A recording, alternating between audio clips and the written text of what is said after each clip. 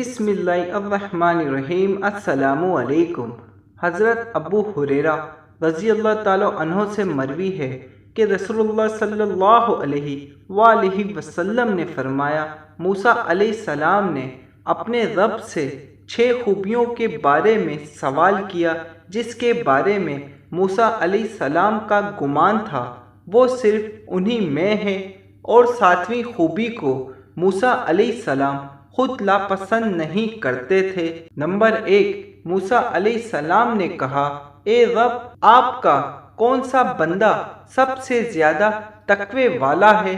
اللہ تعالیٰ نے فرمایا، جو مجھے یاد کرتا رہتا ہے، بھولتا نہیں۔ نمبر 2، موسیٰ علیہ السلام، آپ کا کون سا بندہ سب سے زیادہ ہدایت یافتہ ہے؟ اللہ عز و جل نے فرمایا، جو ہدایت کی پیروی کرتا ہے۔ نمبر 3، موسیٰ علیہ السلام، آپ کا کون سا بندہ سب سے زیادہ انصاف پسند ہے؟ اللہ عز و جل نے فرمایا، جو لوگوں کے لیے بھی وہی کرتا، یعنی وہی فیصلہ کرتا ہے جو خود اپنے آپ کے لیے کرتا ہے۔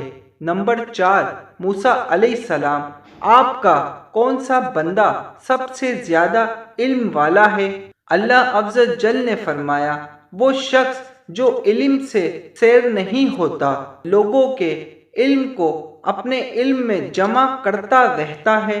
نمبر 5، موسیٰ علیہ السلام، آپ کا کون سا بندہ سب سے زیادہ معزز ہے؟ اللہ عز و جل نے فرمایا، جو شخص قدرت رکھنے کے باوجود معاف کر دے۔ نمبر 6، موسیٰ علیہ السلام، آپ کا کون سا بندہ سب سے زیادہ غنی ہے؟